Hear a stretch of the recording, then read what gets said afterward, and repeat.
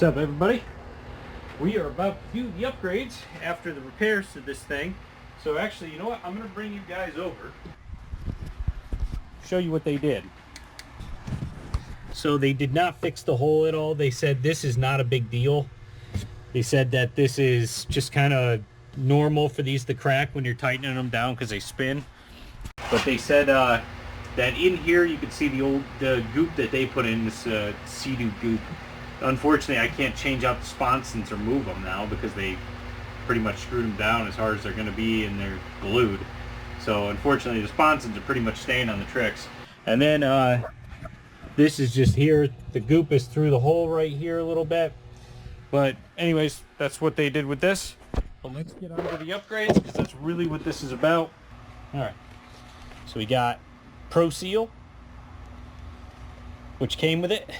And we're going to be dabbing this onto here.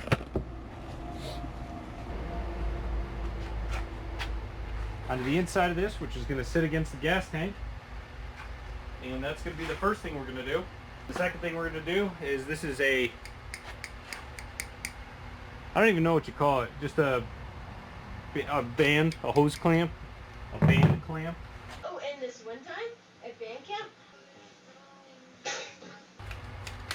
that is going to go onto the ribbon delete. After we're done with that, we're just going to pop it off with like a flathead screwdriver. I'm going to pop the new one onto there. All right, let's get started. Once this is on here, it's on there, so I'm just going to, before I do that, let's clean it off. Clean it up.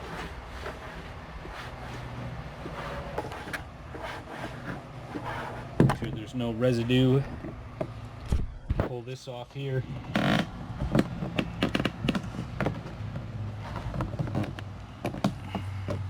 Alright. Let's cut that off too, actually. That's annoyingly in the way. Put another one on. One thing they like to do on here is they zip tie these right here. These are all zip tied in. Wow. Can't imagine that holding these in. Alright, let's clean off the tank. Make sure there's no crud, no goodies for that silicone not to bond to. Okay. Best rags you can get. It's like 30 of them for like $4 at Walmart. Alright, let's get started. My buddy's going to help me out in a few minutes here too. He's rolling on up. Alright. We're going to do about that big goop pieces like this is what they recommend. We're going to keep doing that.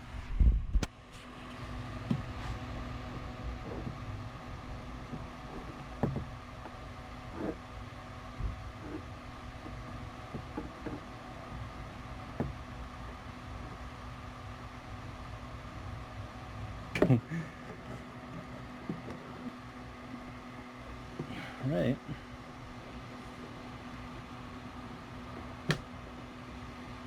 Okay.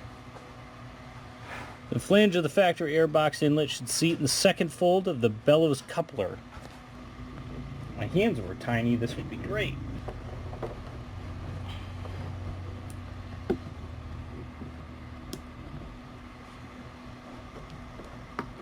Here it goes, second one in. So we're in the second one all around. Alright. Now let's seal this on here. The goop.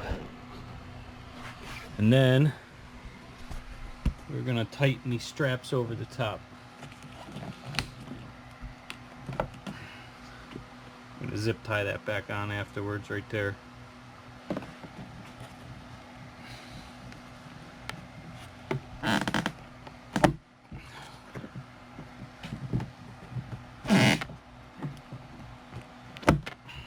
Okay.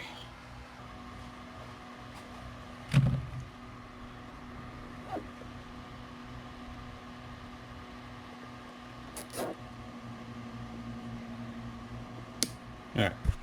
You don't want to clamp down too tight on this. Make sure it's got enough play. Make sure it's got enough play that it doesn't cut into the rubber, but it's tight enough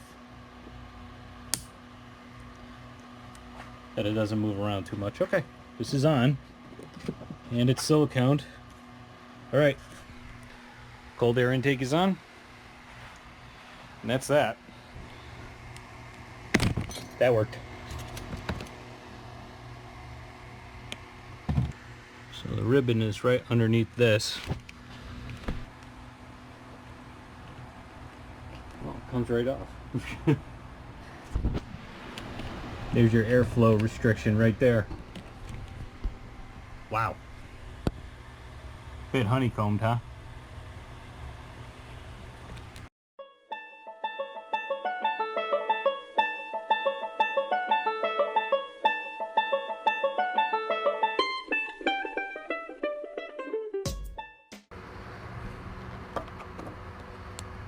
So when it comes to pulling this thing out, oh, aha, patience is a virtue, I guess. Alright, so let's take a look at this thing.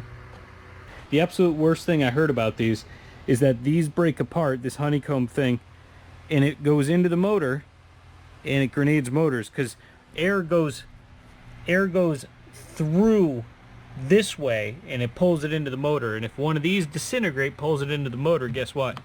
Your motor's grenaded. So this is coming out, this is going in. It's the Team Rocket ribbon delete.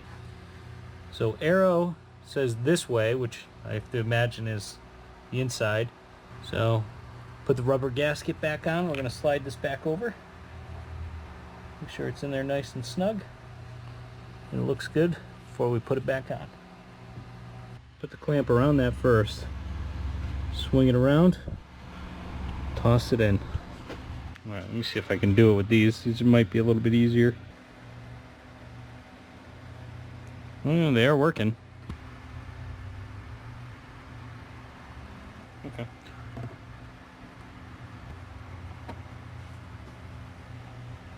That should be good. Yeah. Gotta have some flex. Yep. Whoop.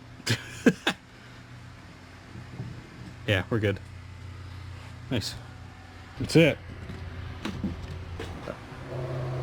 It's like a flashlight. The ribbon's out. The ribbon delete is in there, the Riva, and then there's the Riva cold air intake, which is on. Looks fine. And it's siliconed. Well, mostly. Don't worry about it. And it's sitting under the best it can. I gotta tighten that down too. Do a once over of it, call it a day. Put the hole back on. Do an oil change before you put the hole back on. Okay, fine. So we saw what it looked like before. This is after the Sea-Doo lube starts to come off a little bit. The back's still crusty, but the exhaust manifold looks a lot better. So it is doing its job. We're gonna spray this down with Sea-Doo lube every time pretty much we go out too, and give it a nice healthy dosing. Pump the oil out. Take this, take the dipstick out. You can see how clean the oil is, but I'm still gonna do an oil change. Still been 2 years. So you stick the oil pump in the oil fill neck. So you put the pump in the oil fill neck, put the pump in the fill neck, put the pump on the ground, and start pumping. Pumpers like to pump, pumpers need to pump, pumpers need pumping, let's pump her.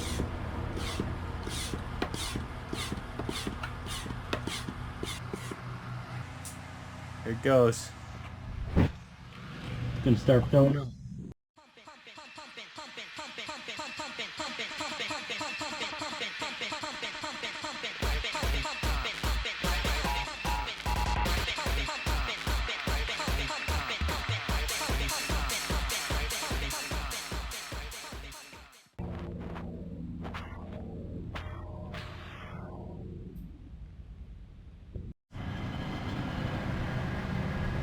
We're out. See if I can get any more in there.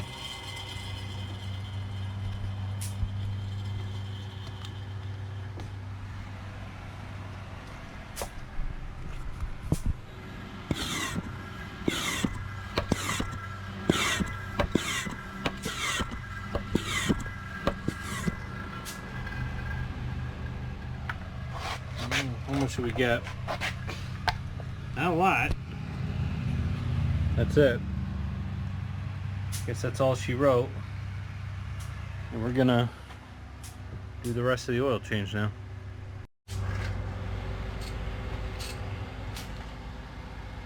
Take the E8. Take out the oil filter.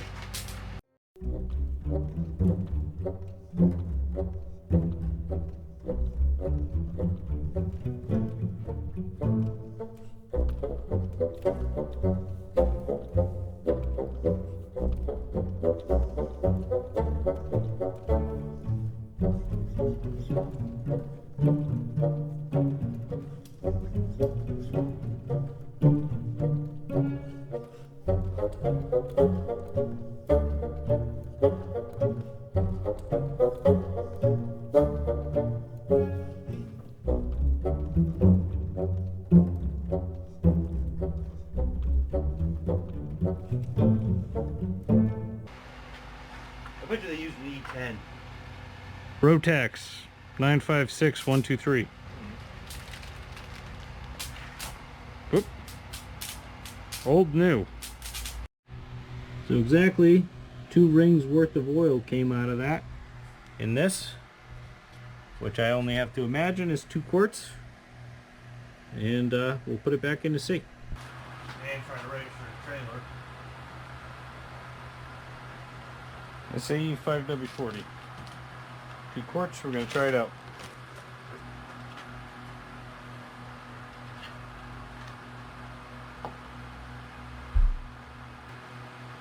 Alright, here we go.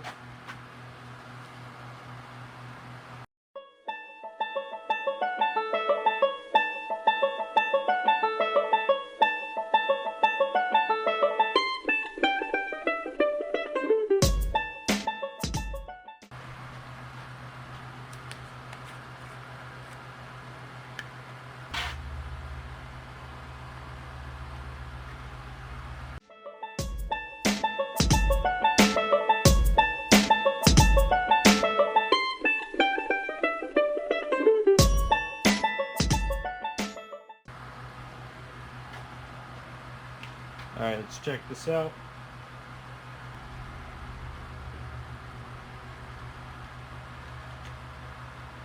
Let's give it a minute.